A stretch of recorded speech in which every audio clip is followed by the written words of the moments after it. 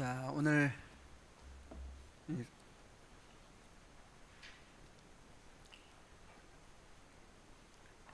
새로 오신 분들이 있어서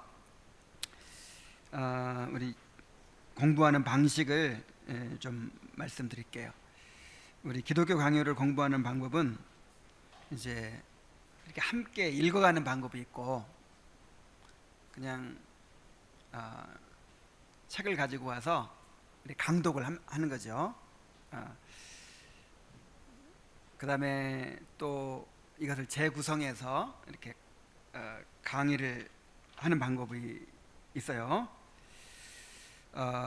그런데 우리는 어떤 방법을 택했냐면은, 제가 공부할 내용을 요약을 해가지고 작성을 한 다음에 이것을 함께 읽어가면서 이제 설명을 하는 방식으로 이렇게 했어요. 왜냐하면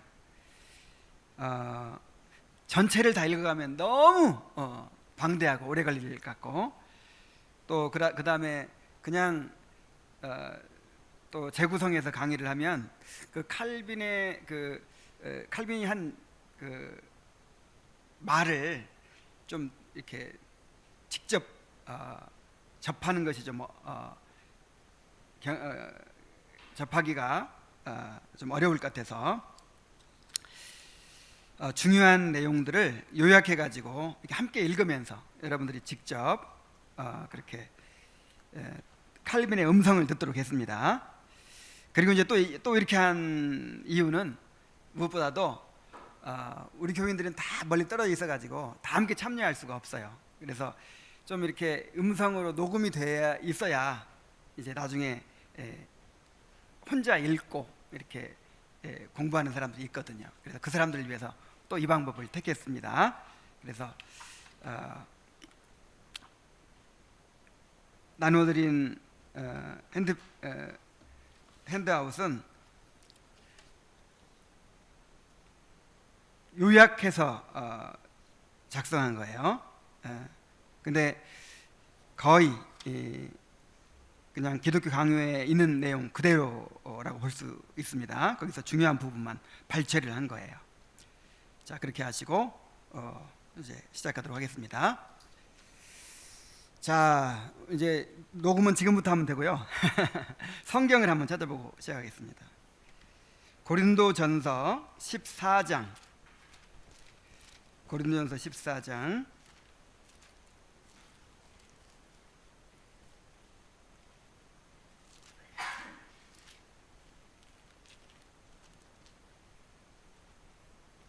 40절입니다. 40절. 자, 우리 함께 읽어보겠어요. 고린도전서 14장 40절 시작. 모든 것을 품위 있게 하고 질서 있게 하라. 자, 오늘 우리가 배울 내용이 여기에 다 들어있어요. 모든 것을 품위 있게 하고 질서 있게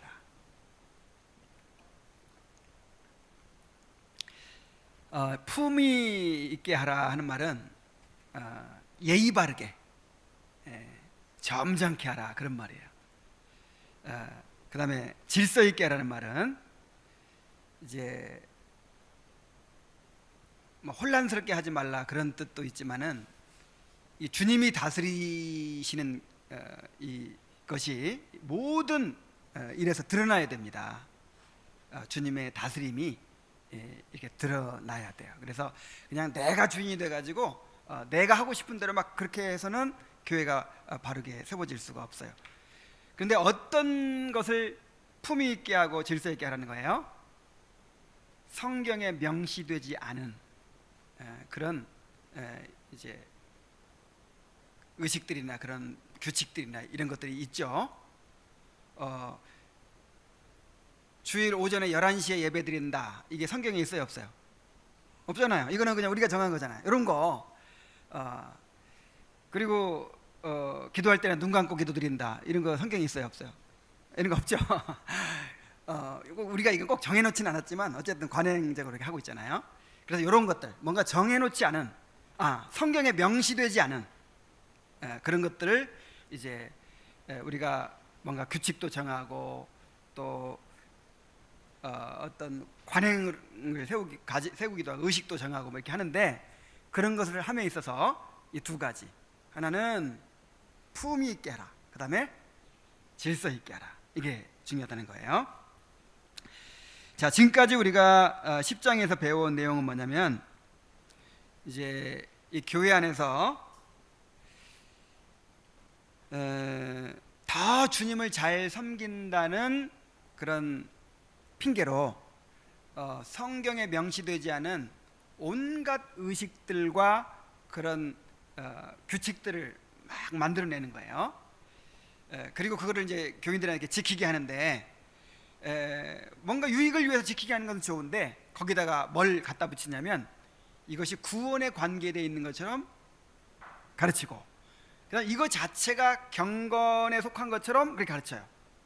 그러니까 그것을 지키지 않으면 나는 하나님을 섬긴 것이 아니고 나는 구원받지 못한다, 이렇게 이제 양심이 손상을 당하도록, 양심이 억압을 당하도록 그렇게 하고 있는 것들에 대해서 지금까지 계속 비판을 해왔죠.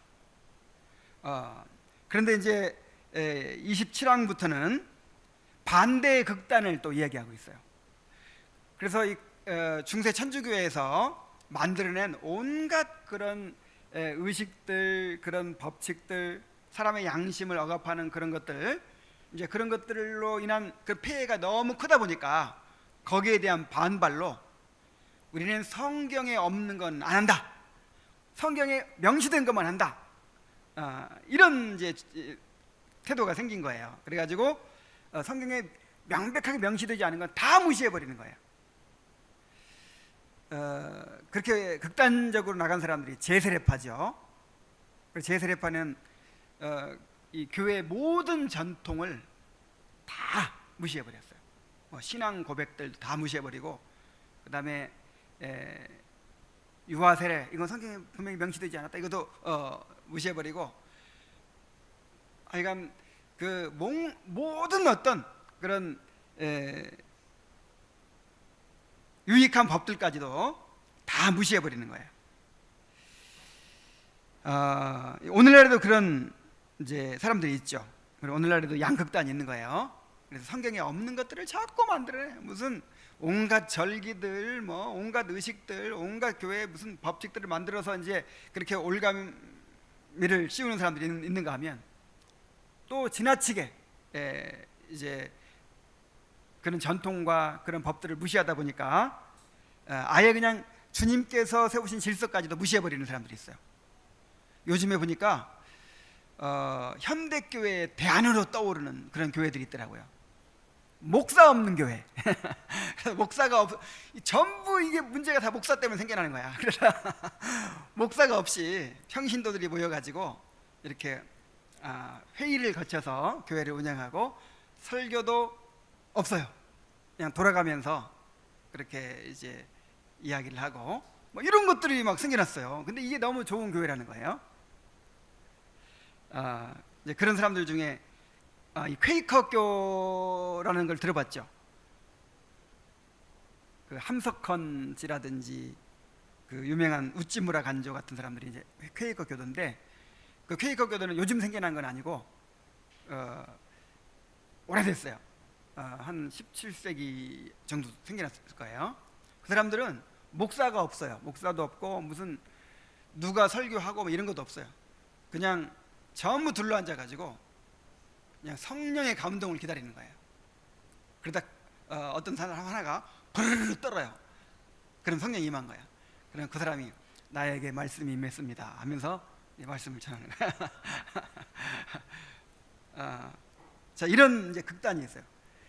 뭐 예를 들어서 또 11조가 교회 성경에 있냐, 신약시대에 주님이 11조 하라고 한 구절이 있느냐 해가지고 11조를 뭐 부인한다든지, 또 술 담배 하지 말라는 말 성경에 있어요? 없죠. 그러니까 이게 술 담배 금하는 건 잘못된 거다 해가지고 술 담배를 그냥 또 공공연히 막 이렇게 하고, 이것이 무슨 신앙의 높은 차원인 것처럼 이렇게 주장하는 그런 사람들이 있어요. 자, 이런 사람들에 대해서 이제 칼빈이 이야기를 하는 것입니다. 정당한 교회법의 필요성과 그 올바른 시행을 위한 지침, 이렇게 제목이 되어 있습니다. 그러니까 정당한 교회법이 필요하다는 거죠. 성경에 명시되지 않았어도 정당한 교회법이 필요하다는 것입니다. 근데 그것을 올바르게 시행하는 것이 중요하다는 것이죠. 27항을 보겠습니다. 교회 질서 유지를 위한 법의 필요성.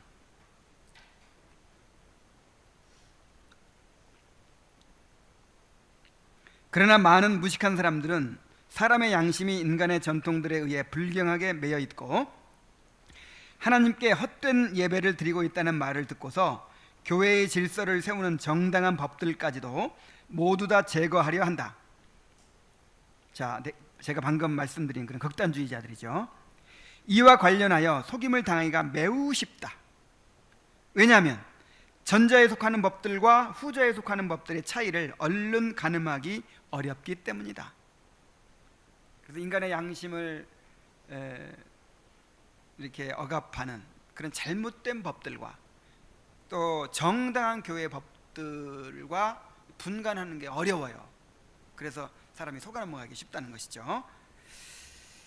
자, 그것에 대해서 이제 설명합니다. 모든 인간 사회에서 전체적인 평화를 이루고 화합을 유지하기 위해서는 모종의 조직의 형태가 필요하다. 더 나아가서 인간사에 있어서 언제나 어떤 절차가 있는데 공공의 예의를 위해서도 또한 인간성 자체를 위해서도 이것을 준수하여야 한다. 특히 교회에서도 이것을 준수하여야 한다. 교회는 질서가 잘 잡힌 체제 하에서 모든 일들이 가장 잘 유지되며 또한 화합이 없이는 교회가 결코 교회일 수가 없는 것이다. 그러니까 질서 유지 차원, 또 화합하는 차원, 이 두 차원이 있는 거죠. 질서가 잘 유지돼야 되고 교인들이 하나가 돼야죠. 전부 다 저마다 생각이 다르고 또 방식이 다르고 의견이 달라가지고 나는 이렇게 하겠다, 나는 이렇게 하겠다 하면 교회가 하나가 될 수 없잖아요. 그러니까 질서를 유지하는 것도 중요하고 또 하나가 되는 것도 중요하기 때문에 법이 필요한 것입니다. 그러므로 교회의 안전을 보장하기 위해서는 모든 것을 품위 있게 하고 질서 있게 하라는 사도 바울의 명령을 부지런히 쫓아가야 하는 것이다. 항상 이 두 가지를 기억하면 됩니다. 어떻게 하라? 질서 있게 하고, 그 다음에 품위가 있게 하고. 품위 있다는 말은 무슨 말이라고 했어요? 예의 있게, 예의 있게.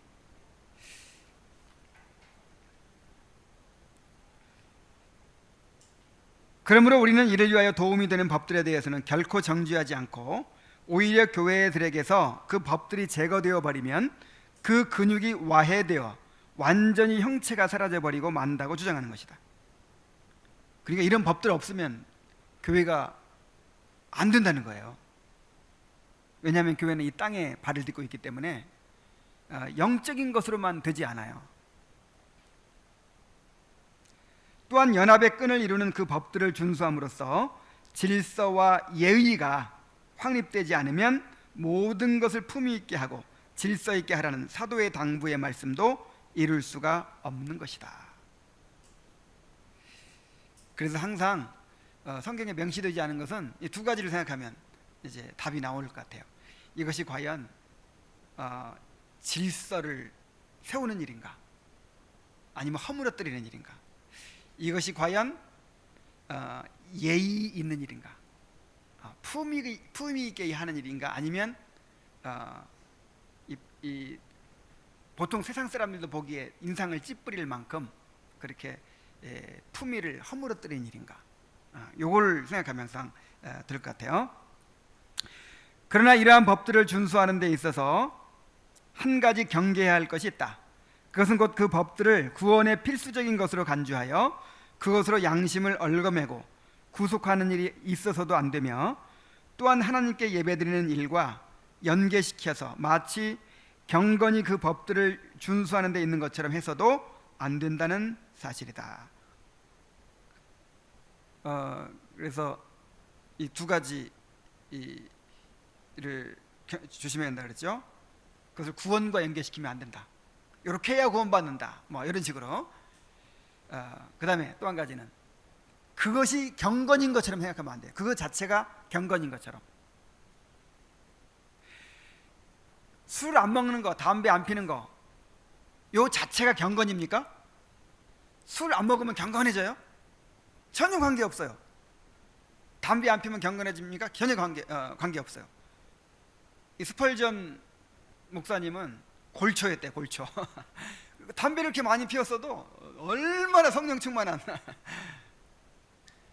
루터는 맥주를 즐겨 마셨는데 얼마나 위대한 설교자였는지 몰라요. 자, 그럼 그러니까 지금 내가 말하고 있는 거는 그러니까 해도 된다 이런 게 아니라 이거 자체가 경건이 아니라 이 말이에요. 요거 자체가 구원의 관계에 있는 것처럼 해서도 안 된다는 것이죠. 왜 지켜야죠? 우리는 근데 지켜야죠. 왜 지켜야죠? 품위 있게 다른 사람을 생각하는 거죠.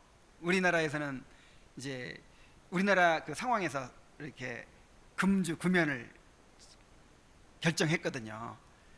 그래서 지금까지 우리 한국에 있는 그리스도인들은 정말 하나님을 경건하게 잘 섬기기 위해서는 이 금주하고 금연하는 것이 이미 이렇게 습관이 돼 있어요. 근데 그를 지식을 좀 가졌다고 해서 그런 지식을 가졌다고 해서 내가 막 이제 술을 마시고 담배 피우고 하면 믿음이 연약한 사람들 이제 마음에 상처를 받겠죠. 그리고 그를 제어할 수 없는 사람들 막 마음껏 술 마시고 막 그러면서 경건까지 잃어버리게 되겠죠. 자, 28항을 봅니다. 정당한 교회법들을 구별하는 표지. 그러므로 참된 신앙을 흐리게 하고 양심을 억누르는 그런 불경한 법들과 교회의 정당한 법들을 구분시켜주는 한 가지 탁월하고도 확실한 표지가 우리에게 있다. 그것은 그 법들의 목적이 언제나 다음 두 가지 중 하나이거나 아니면 두 가지 모두라는 사실을 기억하는 것이다. 곧 신자들의 모임에서는 모든 일을 품위 있고도 위험에 어울리게 행한다는 것과 또한 인간사회 자체도 인간성과 예의의 특정한 끈을 통해서 유지된다는 사실이다. 품위가 있어야 되고 또 위험에 어울리게 그렇게 행해야 된다는 것이죠. 이런 것을 살려주는 게 이제 법이죠. 법이 만들어진 것이 공공의 품위를 위한 것이라는 사실을 이해하면 하나님께 예배하는 일을 인간이 만들어낸 것들로 판단하는 자들이 빠지는 그런 미신이 제거되는 것이다. 그러니까 법이 만들어진 것이 무엇을 위해서라고요? 공공의 품위를 위해서. 그러니까 구원에 도움이 되기 때문에가 아니라 이것이 경건이기 때문에 이렇게 해야만 하나님이 받으시기 때문에가 아니라는 이 말이죠. 이렇게 요걸 생각하면 이제 미신에 빠지지 않을 수가 있는 것이죠. 또한 법이 일상적인 용도에 합당하다는 것을 인식하게 되면, 자, 무슨 용도에 합당하다고요? 일상적인 용도에 합당하다는 거예요. 구원이나 경건, 필수적인 것이 아니고 마치 전통이 구원의 필수적인 것처럼 여겨서 양심이 크나큰 공포에 짓눌린 일이 사라질 것이다. 왜냐하면 이 법에서 다만 우리 가운데 사랑을 장려하는 데에 모두 함께 노력을 기울이는 것 외에는 아무것도 요구할 것이 없기 때문이다. 이 법의 목적은 사랑이에요. 사랑. 다른 사람을 배려하는 거예요. 이 다른 사람을 생각하는 거죠. 내가 지식을 가졌다고, 내가 자유가 있다고 그냥 아무렇게나 하는 것이 아니라 다른 사람을 염두에 두고 이 공동체를 세우는 방향으로 그렇게 하는 것이죠. 품위의 목적은 부분적으로 그런 보조수단들을 통해서 경건을 증진시키는 데 있고, 또한 부분적으로는 모든 존귀한 행위에서 드러나야 마땅한 품위와 진지함이 거기서 밝게 드러나도록 하는 데 있다. 전자의 목적은 교회를 다스리는 자들로서는 선한 다스림의 규범과 법을 알도록 하고, 또한 다스림을 받는 자들로서는 하나님께 순종하고 또한 올바른 권징에 순종하는 일에 익숙해지도록 하기 위함이다. 그래서 교회를 다스리는 사람들은 이제 다스리는 데 필요한 법이죠. 그죠? 교회를 다스리는 데 필요한 법이고, 또 다스림을 받는 자들 입장에서는 하나님께 순종하고 올바른 권징에 순종하는 일에 익숙해지도록 하기 위함이에요. 그래서 교회에서 정한 어떤 법들을요, 여러분 순종해야 돼요. 그러니까 나한테는 개인적으로는 해당이 안 될 수도 있어요. 근데 공동체 전체를 위해서 해당이 되는 법이다 하면 지켜야 되는 거예요. 나중에도 나오지만. 왜냐하면 이게 권징을 받는 성도의 삶이거든요. 그냥 내 마음대로 하는 것이 신앙생활이 아니고 다스림을 받는 것이 성도의 신앙생활이에요.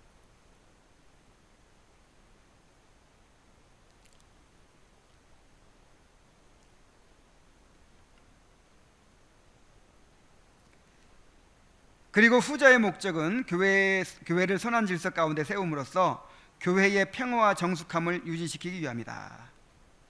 자, 평화와 정숙함을 유지시키기 위함이죠. 29항 보겠습니다. 정당한 교회법들의 신뢰. 자, 그러면 이제 교회 품위를 위해서, 품위 있게 하기 위해서, 그 다음에 질서를 세우기 위해서 이제 법들을 만들어야 돼요.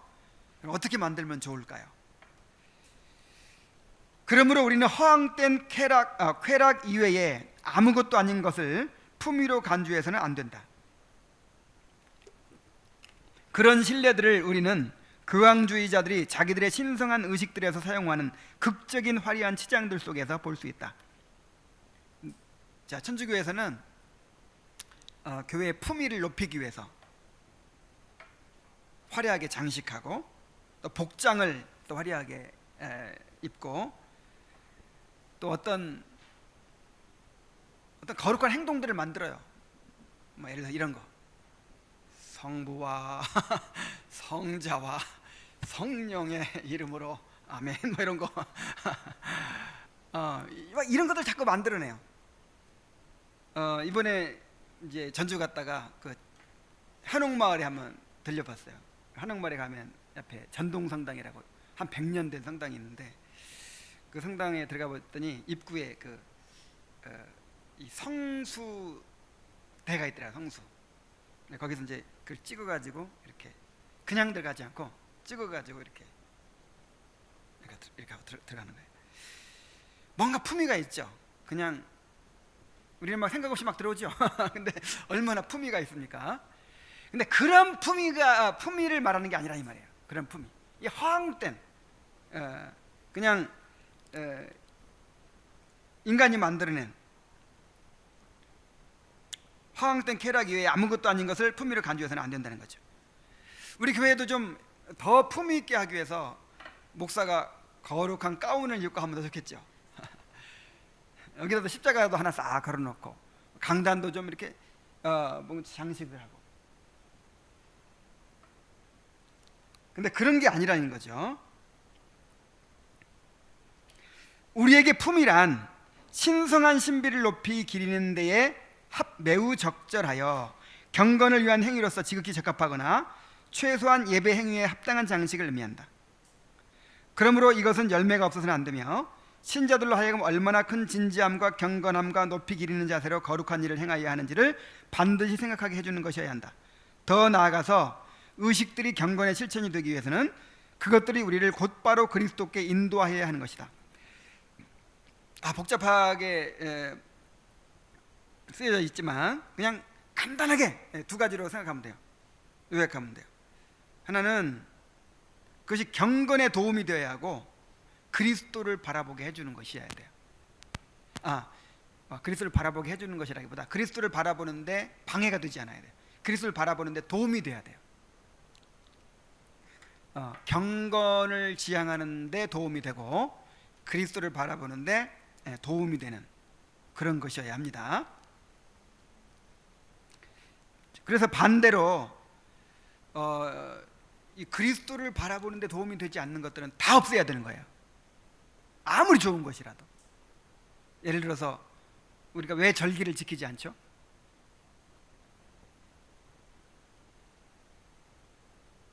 무슨 뭐 부활절, 맥주절, 추수감사절, 성탄절, 자, 이런 걸 왜 안 지키죠? 이게 얼른 생각하면 굉장히 뭔가 이렇게 주님을 높이는 것 같고 경건한 것 같잖아요. 근데 사실은 이게 칼빈의 표현대로 그리스도를 반쯤 묻어버리는 거예요. 그리스도는 모든 절기를 다 이루신 분입니다. 그래서 그리스도께서 십자가의 구속을 이루심으로 모든 절기, 구약의 모든 의식들이 다 끝났어요. 다. 그리고 이 주일이 어떤 날입니까? 주일이 예수 그리스도의 구속을 성취하신 날. 예수님이 부활하심으로 구속을 성취하신 주일이 부활 기념일이에요. 매 주일이 부활주일이에요. 여러분, 매 주일을 부활주일로 알고 그렇게 예배드려야 됩니다. 매 주일이 감사주일이에요. 저는 갈수록 처음에는 그냥 이렇게 교리적으로만 주일이 그렇게 중요하구나. 개혁신앙에서 왜 그렇게 주일을 강조하고 주일 성수를 강조하는가 하는 것을 이렇게 이제 교리적으로만 이렇게 알았었는데, 갈수록 정말 내 신앙생활에서 주일이 얼마나 중요한지. 여러분, 주일만 잘 지키면요, 주일을 잘 지키면 우리의 경건이 향상됩니다. 근데 주일이 무너지잖아요. 우리 경건이 무너져요. 왜냐하면 이 주일은 이 부활의 날이고 정말 우리 하늘의 안식을 미리 맛보고 누리는 날이고, 이 성화의 상징이라고 그랬거든요. 성화의 상징. 우리의 모든 노력을 그치고 모든 수고를 그치고 나를 내려놓고 오직 하나님께로만 향하는 그런 의미가 있어요. 그래서 이날은 정말 이 경건의 의무, 사랑의 의무만을 위해서 온전히 구별해서 드려야 돼요. 그런데 이 절기를 지키다 보면요, 이 주일의 의미가 약화돼요. 주일의 의미가.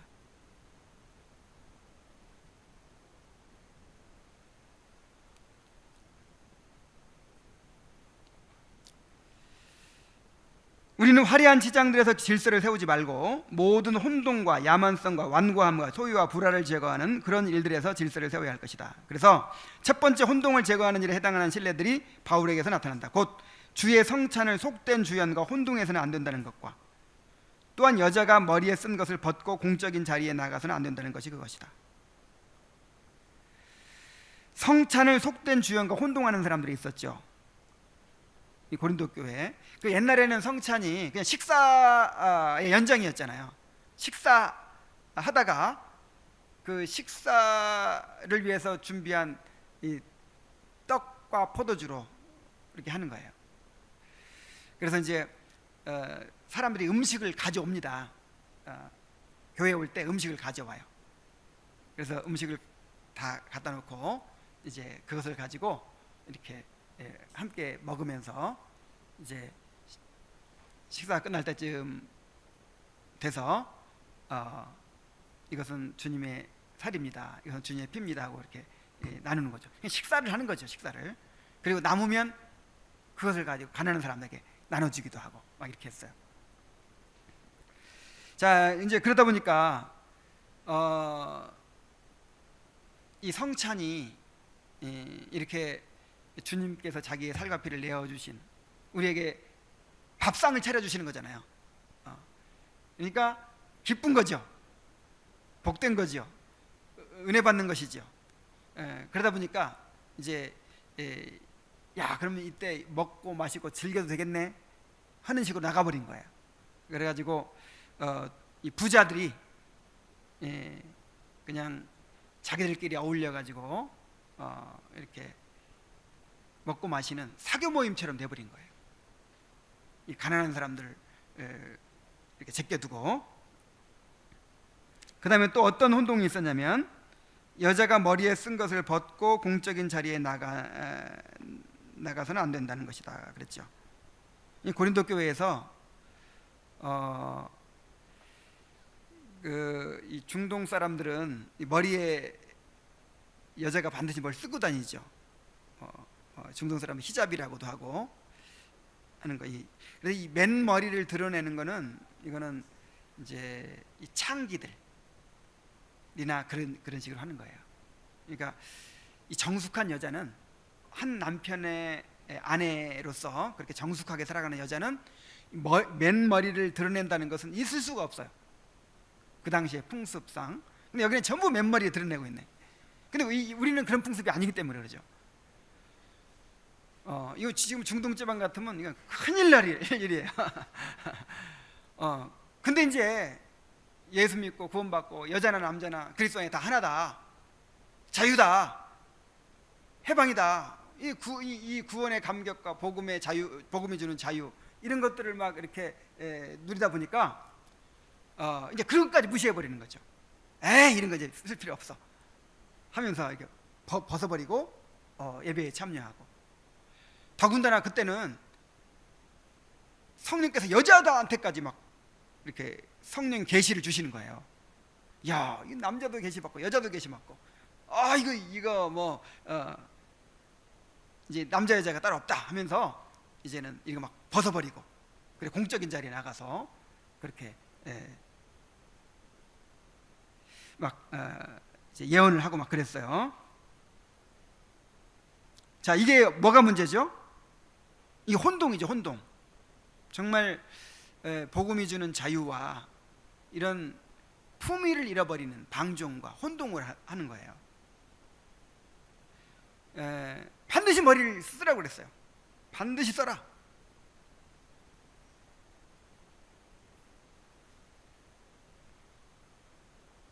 왜냐하면 그 당시 상황에서는, 그러니까 오늘 지금 우리가 논의하고 있는 이 법이 무슨 법이에요? 성경에 명시되지 않은 덕을 위해서, 교회의 질서와 품위를 위해서 만드는 법이잖아요. 이 법은 문화에 따라서, 그 다음에 시대에 따라서 바뀔 수가 있는 거예요. 또 바꿔야 돼요. 근데 만약에 그런 것이 품위로 인정되는 그런 시대라면 그걸 또 지켜야 돼요. 조선시대 이제 말기에 이제 복음이 들어왔잖아요. 그래서 맨 처음에 교회가 세워졌을 때는 남자 여자가 함께 앉을 수 있었을까요, 없었을까요? 서로 볼 수가 있었을까요, 없었을까요? 보지도 못했어요. 가운데 딱 이렇게 휘장을 치고 이쪽에는 여자, 이쪽에는 남자, 설교자만 둘 다 보는 거예요, 이렇게. 그때 성경에는 다 남자 여자 다 하나라고 그랬다 그러면서 그냥 여자 남자 옆에 앉아가지고 손잡고 예배드리고, 그럼 어떻게 될까요? 큰일 나는 거죠. 이건 품위가 없는 거예요, 품위가. 그리고 수많은 사람들에게 상처를 주는 거죠. 만약에 그 시대에는 그게 교회 법이에요. 그걸 지켜야 되는 거예요. 근데 지금은 이제 지킬 필요가 없죠.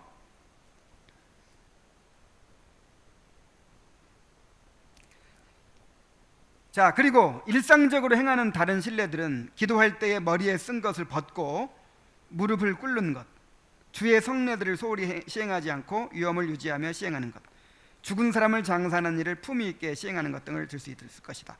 그러니까 당시에는 기도도 꼭 무릎 꿇고 했어요. 천주교에서 이제 그렇게 중세 오랜 세월 동안 그렇게 했기 때문에 우리나라에서도 처음에는요, 의자에 앉아서 이렇게 하는 거를 좀 굉장히 이렇게 불경건하게 여기던 시대가 있었어요. 그래서 반드시 이렇게 기도할 때는 무릎 꿇고 기도하고, 근데 지금 뻣뻣이 앉아서 기도하죠. 근데 이제 칼빈 당시만 해도 무릎 꿇고 기도하는 게 품이었어요. 그게 예의였어요. 그걸 지켜야 된다는 것이죠. 그리고 두 번째 속하는 사항들로는 기도 시간과 설교 시간, 그리고 성례의 시간들을 정해놓는 일, 설교 시에 조용하고 침묵을 지키며 정해진 장소에서 행하는 일, 함께 찬송을 부르는 일, 주의 성찬을 정해진 날짜에 시행하는 일, 여자가 교회에서 가르치지 못하도록 바울이 금지한 사실 등을 들 수 있다. 그리고 특히 권징을 유지하는 데 도움이 되는 것들이 있는데, 요리문답을 가르치는 일, 교회의 책벌, 출교, 금식 등과 이런 부류에 속하는 모든 행위들이다. 이렇게 볼 때 우리가 거룩하고 유익한 것들로 받아들이는 모든 교회법들은 다음 두 종류 중 하나에 속하는 것으로 간주하게 된다. 그 첫째는 의식에 관계되는 것이요, 둘째는 권징과 교회의 평화에 관계된 것이다. 30 항 보겠습니다. 정당한 교회법들과 관련한 위험 요소. 그러나 여기에 위험 요소가 있다.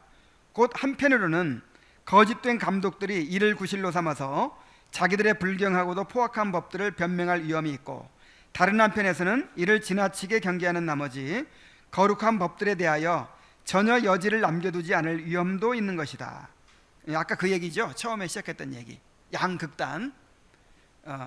그래서 이런 정당한 교회법들이 있어야 된다는 것을 구실로 삼아서 그냥 온갖 법들을 만들어 가지고 사람들을 억압하려고 하는 사람이 있는가 하면, 또 그런 위험들을 경계한 나머지 다 없애버리려고 하는, 다 자유다 이렇게 주장하는 그런 위험이 있는 것이죠.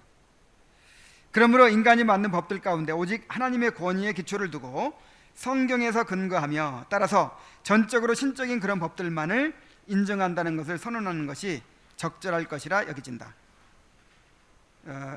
하나님의 권위에 기초를 두고 또 성경에 근거하여, 성경이 명시하진 않았어도 이 성경의 교훈과 합치하는 그런 것이어야 된다는 것이죠. 그리고 신적이라고 해서 신적인 거. 이 신적이라는 말은 이제 뭔가 이게 하나님을 위해서, 그러니까 인간의 어떤 편리나 어떤 인간의 즐거움을 위해서가 아니라 하나님을 위해서 그렇게 하는 것이죠. 자, 엄숙히 기도하는 동안 무릎을 꿇는 행위를 예로 들어보자. 문제는 과연 이것이 인간의 전통에 속하여 누구든지 정당하게 폐기하거나 무시할 수 있는 것이냐 하는 것이다. 자, 어떻습니까? 칼빈이 이렇게 말합니다. 나는 이것이 인간적인 것이며 동시에 신적인 것이라고 본다 그랬어요. 자, 무릎 꿇고 기도하는 게 인간적인 것이며 또한 신적인 것이래요. 그것이 사도께서 우리에게 지키라고 명한 품위와 질서의 일부라는 점에서는 신적인 것입니다. 하나님께 속한 것이에요. 그러나 사도께서 구체적으로 명시하지 않고 그저 전체적인 테두리만을 시사한 것을 구체적으로 지정한다는 점에서는 사람의 것이라 할 수 있는 것이다. 그러니까 무릎 꿇고 기도하는 것이 모든 것을 품위 있게 하라, 예의 있게 하라, 이제 그런 것을 실천하려고 하다 보니까 그 당시 문화에서는 어떻게 하는 게 예의 있는 거예요? 품위 있는 거예요? 무릎 꿇고 하는 게 품위 있는 것이죠. 그래서 그런 면에서 보면 신적인 것인데, 근데 이게 또 바뀔 수 있어요. 유대인들은 서서 기도했거든요. 서서. 또 오늘날에는 의자에 앉아서 기도하잖아요. 그래서 이거는 시대에 따라 바뀔 수 있어요. 그래서 인간적인 것이라고도 할 수 있어요. 주께서는 그의 거룩한 말씀 속에 참된 의의 총체와 높으신 하나님께 드리는 예배의 모든 면들, 그리고 구원에 필요한 모든 사실들을 신실하게 포괄하여 계시하셨고 또한 분명하게 표명하였으므로 그런 문제들에 있어서는 오직 주님의 말씀만을 청종해야 한다. 어떤 구원에 관해서나 예배 드리는 데 관해서나 어떤 원리적인 것들은 성경에 명시되어 있어요. 그러나 주께서는 외형적인 권징과 의식에 있어서 우리가 행할 바를 일일이 구체적으로 제시하기를 뜻하지 않으셨으므로, 왜 그랬을까요? 그 일이 시대의 상황에 따라서 좌우되는 것임을 미리 예견하셨다는 것이죠. 그리하여 어느 한 가지 형식이 온 시대에 다 합당하게 적용되지 않을 것을 아셨으므로 이제 그렇게 일일이 정해놓지 않았다는 거예요. 여기서 우리는 주께서 주신 전체적인 규범들을 근거로 삼아야 하며 교회의 질서와 품위를 유지하기 위해서 필수적으로 요구되는 사항들은 모두 그 규범들에 비추어 시험해야 하는 것이다. 그래서 주님께서 주신 전체적인 규범, 그 원리, 그 원리가 중요해요. 그 원리에서 적용이 나오죠. 초대교회 당시에는 피차 입맞춤으로 서로 문안하라 그랬잖아요. 그래서 그 나라에서는, 그 지방에서는 입맞추는 것이 인사죠. 그래서 성도들이 아예 그냥 예배 의식 가운데 입맞춤이 있었대요. 그러니까 우리 오늘날에도 보면은 우리 옆 사람과 인사합시다 해가지고 인사하는 것처럼 이렇게 이제 예배 끝나고 나서 모든 성도가 함께 입맞추는 그렇게 이제 인사가 있는 거죠. 이제 우리나라에서 그렇게 하면 어떻게 될까요? 안 되겠죠. 근데 그거를 악용하는 사람들이 있었대요.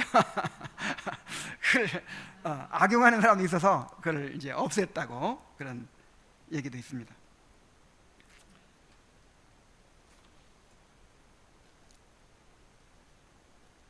그래서 이제 시대에 맞추어서 그 영적인 원리들을 각 시대에 맞게, 문화에 맞게 이제 적용을 해야 되죠.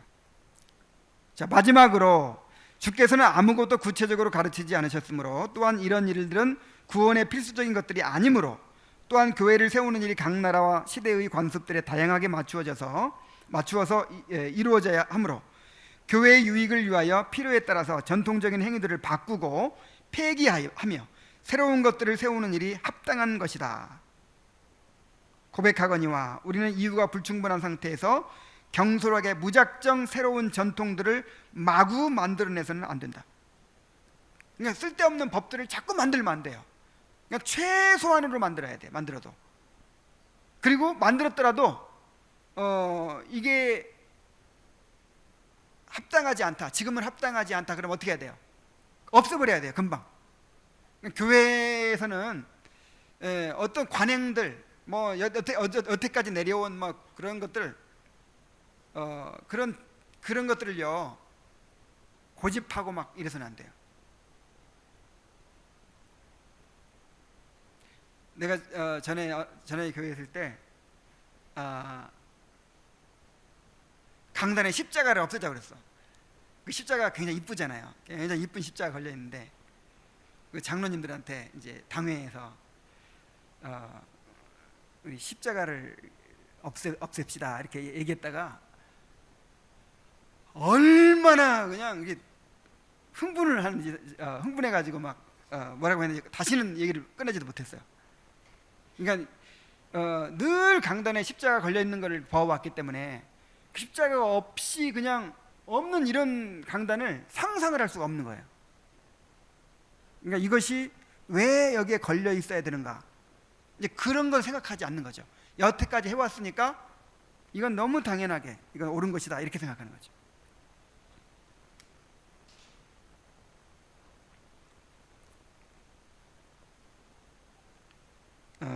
그래서 필요에 따라서 전통적인 행위들을 바꾸고 폐기하고 새로운 것들을 세우는 것이 정말 합당한 일이고 옳은 일입니다. 상처를 주는 것인지 혹은 믿음을 세우는 것인지는 사랑이 판단해 줄 것이다.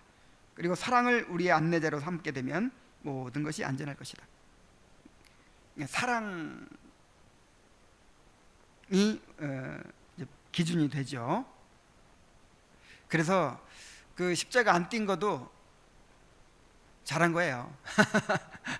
옳다고 무조건 띄면 어떻게 되겠어요? 아직 그것이 받아들이지 않았는데 그것 때문에 더 큰 분란이 나고 그래서 교회가 막 어지러워지고 그러면 이것도 안 되는 거예요.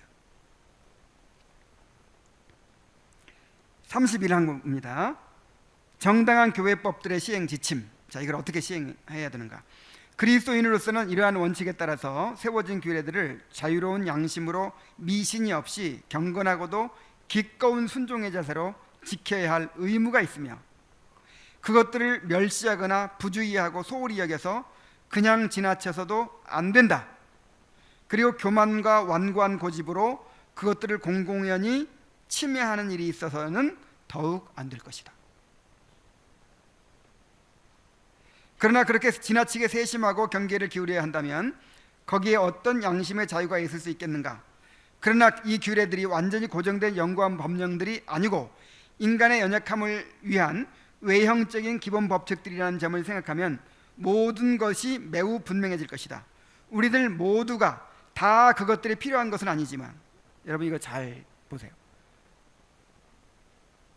이 교회에서 정한 법들 보면, 자, 예를 들어서 모임 정했죠. 우리가 어느 날 몇 시에 우리가 모입니다, 이런 거 정했죠.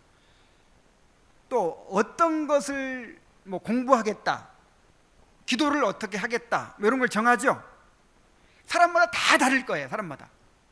사람마다 필요가 다르고 또 의견이 다르고 선호가 다르고 다 달라요.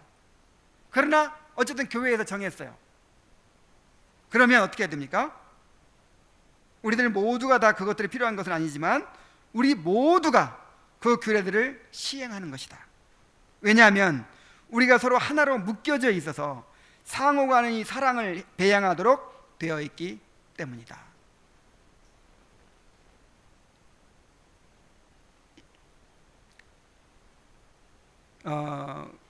그래서 이 교회에서 어떤 모임을 정했다든지 또 어떤 걸 하기로 한다든지 그렇게 이제 결정되는 것에 대해서 여러분 최선을 다해서 따라야 돼요.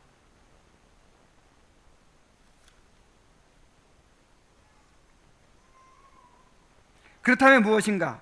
신앙이 여자의 머리 위에 덮는 천에 달려있기 때문에 여자가 머리에 아무것도 쓰지 않고 바깥에 나가는 것이 불법이라는 것인가? 여자는 교회 안에 잠잠하라는 바울의 명령이 그야말로 거룩한 것이기 때문에 그것을 범하면 과실이 되는 것인가? 아니, 절대로 그렇지 않다. 만일 어떤 여자가 이웃을 돕느라고 너무 황급한 나머지 도저히 머리에 천을 쓸 여유가 없을 경우를 당했다면 그때 머리에 아무것도 쓰지 않고 뛰어간다 해도 그 명령을 거스르는 것이 아니다.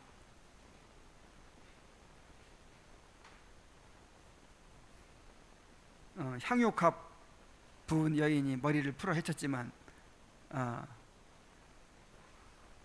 그것은 잘못된 것이 아니었죠. 잠잠히 침묵을 지키는 것이 적절한 곳이 있는가 하면 여자가 말을 하는 것이 그에 못지않게 적절한 장소도 있는 법이다.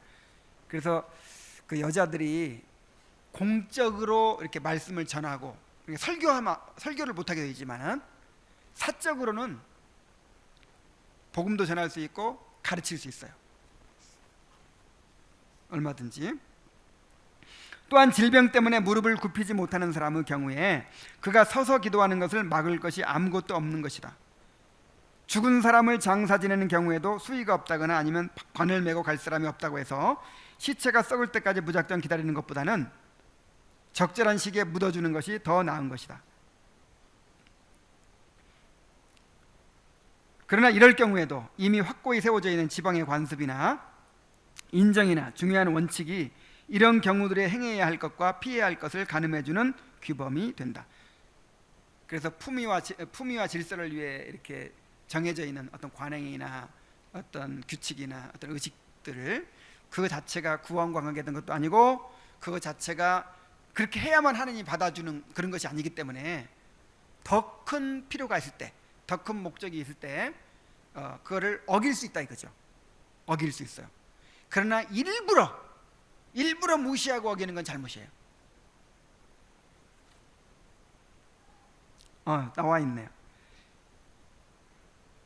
이런 일에서 만일 사람이 무지하거나 잊어버리고 그런 것들에서 벗어난다면 그것은 죄를 범하는 것이 아니다. 그러나 혹 그것들을 멸시하여서 그렇게 한다면 그런 저희는 용인할 수 없는 것이다. 또한 마찬가지로 예배를 드리는 날짜나 시간이나 순서 그리고 어느 날에 어느 시편을 노래하는 것 따위의 문제들은 전혀 중요한 것이 아니다. 그러나 평화를 유지하고자 하는 관심이 있다면 정확한 날짜와 시간과 장소를 모든 사람들에게 적당한 대로 정하는 것이 편리할 것이다. 만일 공공의 질서에 영향을 주는 문제들에 대해서 누구나 다 자기 좋아하는 대로 바꿀 수 있게 된다면 그런 세부적인 사항에 대한 혼동이 큰 분쟁의 씨앗이 될 것이다. 자, 마지막 32장 봅시다. 오류를 방지하여야 함.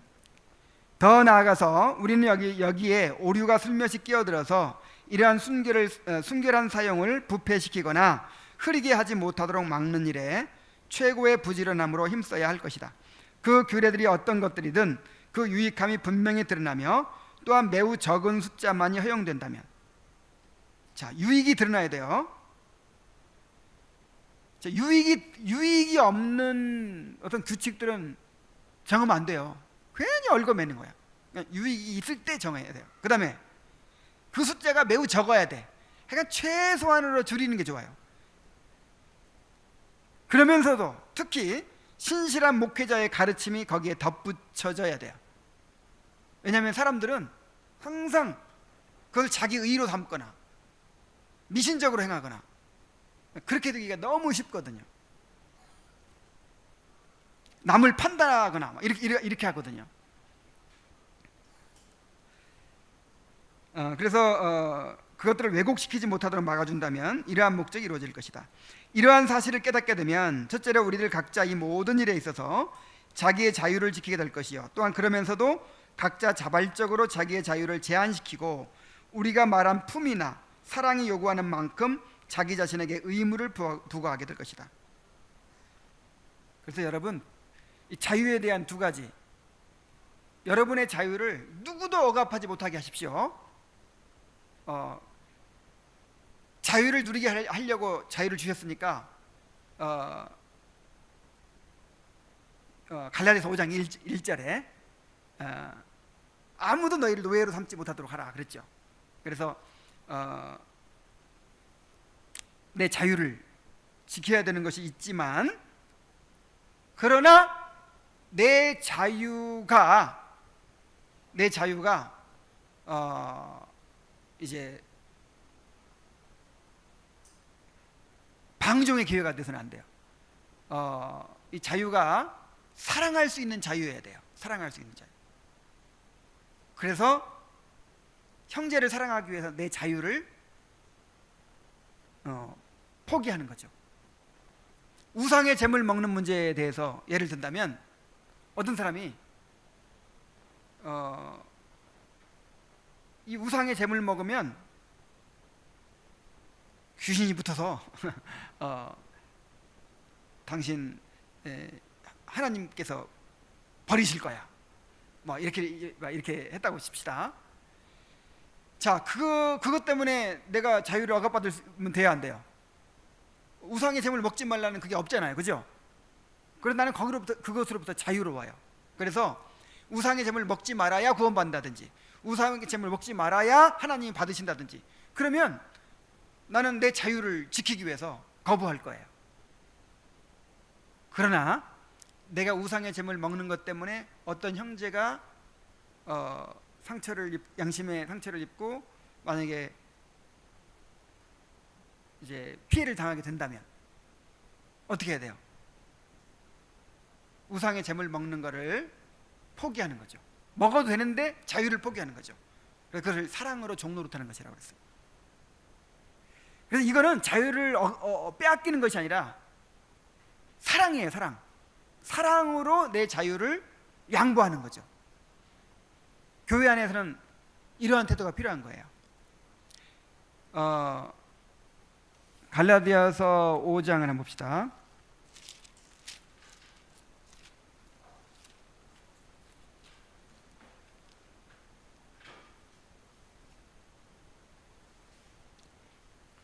그리스도께서 5장 1절입니다. 그리스도께서 우리를 자유롭게 하려고 자유를 주셨으니 그러므로 굳건하게 서서 다시는 종의 멍에를 매지 말라 그랬죠. 요것만 보면 안 돼요. 13절을 봐야 돼요. 13절. 형제들아, 너희가 자유를 위하여 부르심을 입었으나 그러나 그 자유로 육체의 기회를 삼지 말고 오직 사랑으로 서로 종노릇하라. 1절만 아는 사람들이 많아요. 난 자유라 이거야. 자유라는 거지. 근데 그 자유를 형제를 사랑하기 위해서 포기할 수 있는 자유를 행사해야 돼요. 사랑으로 서로 종노릇하는 것이 교회입니다.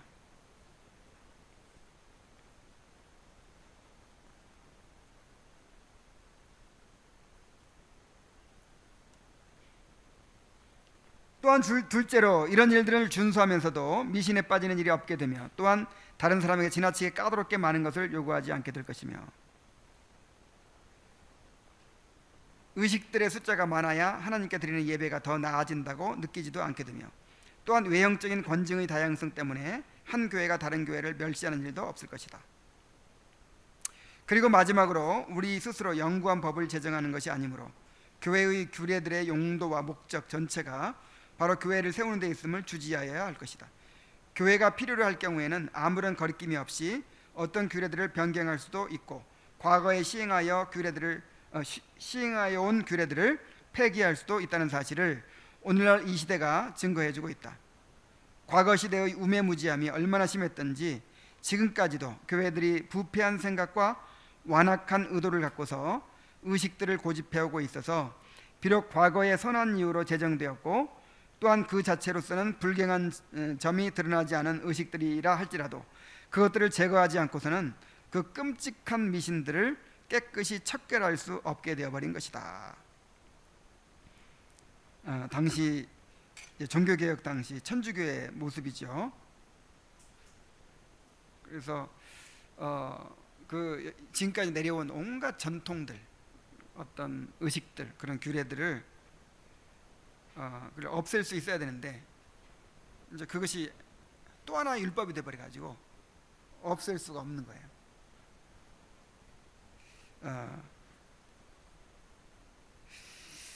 자, 그래서 오늘 내용의 핵심은 그거예요.